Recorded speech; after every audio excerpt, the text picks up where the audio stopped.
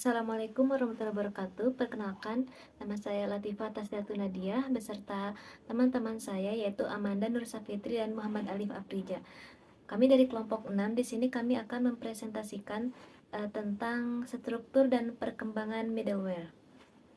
Baik, langsung saja pada pembahasan yang pertama yaitu mengenai struktur middleware.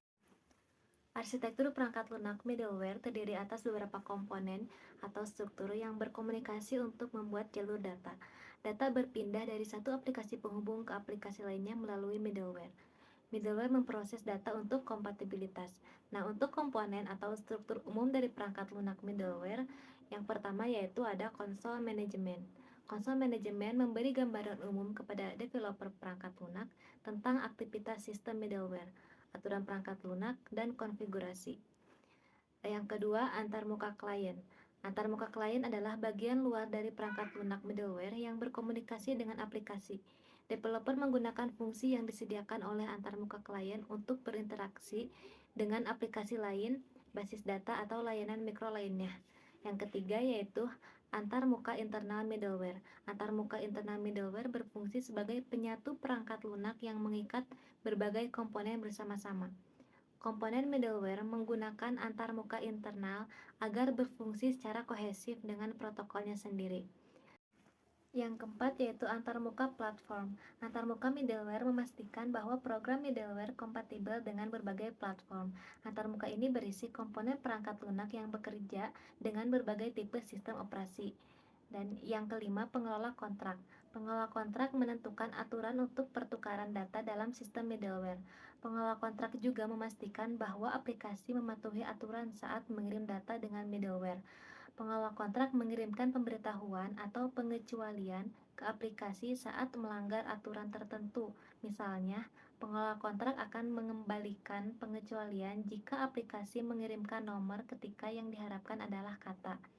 Yang keenam yaitu pengelola sesi. Pengelola sesi menyiapkan saluran komunikasi yang aman antara aplikasi dan middleware.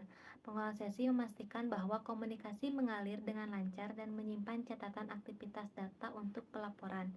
Selanjutnya akan dibahas oleh Amanda Nur Safitri. Struktur middleware. Pengelola basis data. Beberapa tipe middleware juga menyertakan pengelola basis data. Pengelola basis data bertanggung jawab untuk mengintegrasikan dengan tipe basis data yang berbeda sesuai kebutuhan. Monitor waktu aktif. Monitor waktu aktif menyediakan pemantauan pergerakan data di middleware secara terus-menerus. Ia mendeteksi dan melaporkan aktivitas yang tidak biasa kepada developer. Perkembangan middleware. Online Transaction Processing merupakan perkembangan awal dan koneksi antar remote database. Pertama kali ditemukan tahun 1969 oleh seorang engineer di Ford. Kemudian diadopsi oleh IBM hingga kini dikenal sebagai proses OLTP. Digital ACMS merupakan contoh lainnya yang sukses pada tahun 70-an dan 80-an. Unix OLTP lainnya seperti Encina Tuxedo pada era 80-an serta Digital Chix untuk Unix yang memperkenalkan konsep dowsizing ke pasar. Selanjutnya akan dibacakan oleh Muhammad Alif Afriza. Perkembangan middleware. Remote Procedural RPC menyediakan fasilitas jaringan secara transparan. Open Network Computing (ONC) merupakan prototip pertama yang diperkenalkan awal tahun 70-an. Sun unggul dalam hal ini dengan mengeluarkan suatu standar untuk koneksi ke internet.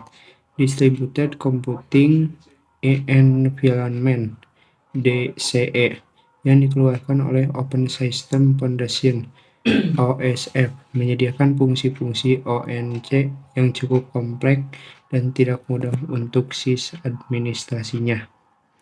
Perkembangan middleware. Common Object Request Broken Architecture atau yang disingkat CORBA merupakan object-oriented middleware yang menggabungkan fungsi RPC, brokering, and inheritance. Digital Object Broker merupakan salah satu contohnya. Database middleware adalah salah satu jenis middleware di samping message-oriented middleware, object-oriented middleware, remote procedure call, dan transaction processing monitor. Pada prinsipnya, ada tiga tingkatan integrasi sistem komputer, yaitu integrasi jaringan, integrasi data, dan integrasi aplikasi.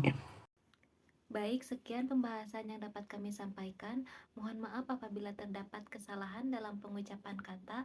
Terima kasih atas perhatiannya. Wassalamualaikum warahmatullahi wabarakatuh.